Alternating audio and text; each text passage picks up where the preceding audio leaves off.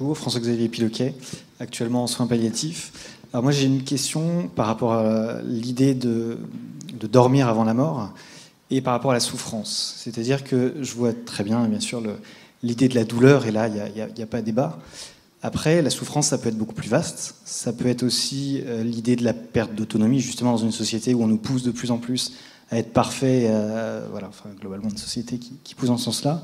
Et de la même façon aussi, on peut avoir une souffrance importante du fait d'une famille absente ou divisée qui fait que la situation devient insupportable sans que la douleur soit finalement le premier problème. Et dans ce cas-là, devra-t-on répondre par l'endormissement de ces gens-là lorsqu'ils le demandent ou pas? Et voilà, quelle complexité cela peut amener. Au fond, nous vivons dans une société démocratique. Dans toutes les sociétés démocratiques, et regardez, depuis 1945, toutes les lois qui ont été faites en France sont des lois d'augmentation des droits individuels.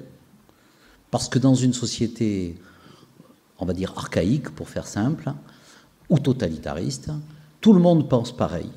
Et donc, il n'y a pas d'émergence possible de dire c'est mon choix. Il n'y a aucune marge de manœuvre pour son choix. Et puis, plus la démocratie se développe, et plus, pour être vulgaire, les gens la ramènent en disant « mais moi je veux pas ça, mais moi je veux ça comme ça, mais moi je veux ça différent ». Faut-il s'en plaindre ou pas? C'est quand même une marque de la démocratie, le désir individuel. Mais en même temps, ce qu'il faut dans une société pour trouver encore cet équilibre, c'est que cette demande individuelle soit sur des valeurs communes, soit ancrée dans des valeurs communes. Comment fait-on pour faire en sorte que le désir d'individu, le désir d'autonomie, de liberté de l'individu, s'inscrivent dans quelque chose qui ne soit pas ce que certains philosophes... Je suis embêté là, parce qu'il y a un vrai philosophe qui me regarde, que les philosophes disent le totalitarisme doux. Est-ce que nous ne pensons pas ce qu'on nous dit ou ce qu'on nous fait penser? Ben oui, un peu quand même, voilà. Parce que si, à longueur de journée, à la télévision, je vous passe une image des valeurs positives et des valeurs négatives, si chaque fois que je rentre dans une maison de retraite, le premier réflexe qui est de dire « mais moi, si j'étais comme ça, je préférerais mourir », si chaque fois qu'on rentre dans l'espace de la vulnérabilité, du handicap, on dit « mais moi, plutôt que d'être comme ça, je préférerais mourir », alors oui, on va passer un message négatif. Mais en même temps, de quel droit, moi qui suis temporairement en bonne santé, capable de me mouvoir, de quel droit je peux anticiper ce que je penserai quand je serai ou si j'étais dans un autre état que le mien, y compris sur la vulnérabilité qui est la plus angoissante pour nous tous, qui est la perte de nos facultés intellectuelles. Moi, quand je rentre dans ma maison de retraite à Antibes, je vois bien sûr des yeux qui regardent dans le vague, voilà.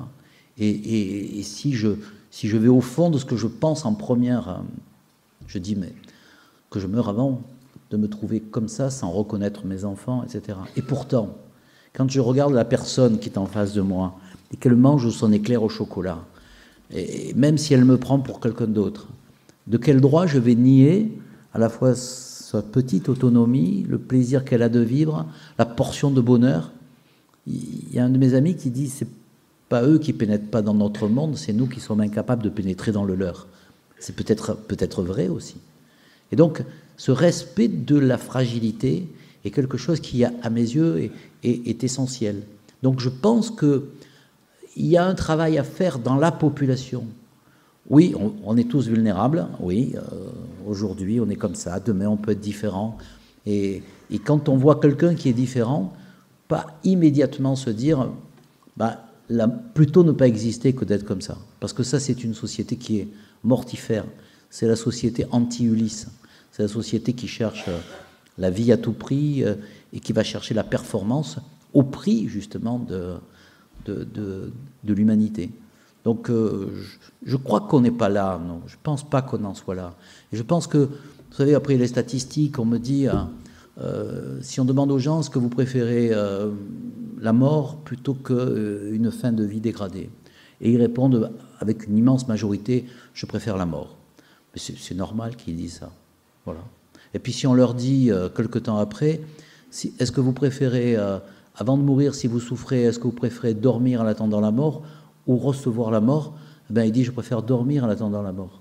Parce qu'ils sentent bien qu'il y a une violence aussi dans la mort donnée.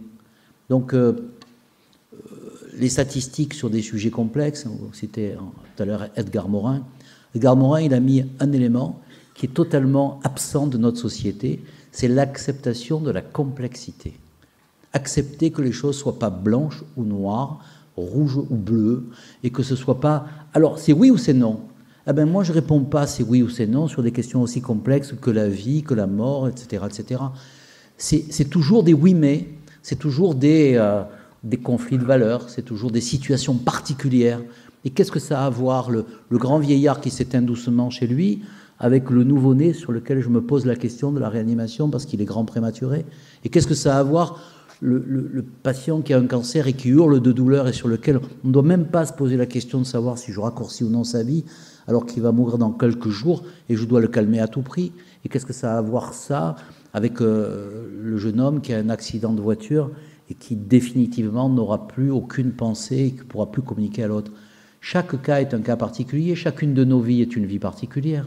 Donc, essayons d'avoir des textes de loi qui disent des grands cadres, puis ensuite qu'on soit capable d'aborder le problème de chacun avec le maximum d'humanité et en même temps de respect de sa personne. Respecter sa personne, c'est le protéger dans sa vulnérabilité et en même temps laisser émerger sa volonté. On ne peut pas nier non plus l'absence de volonté, l'absence de prise en considération de la volonté, parce que ce que disent les Français dans le rapport Sicard, ils disent on meurt mal et on ne m'écoute pas.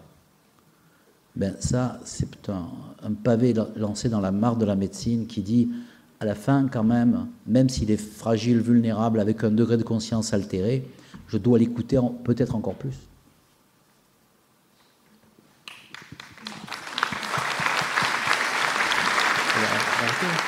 Yeah.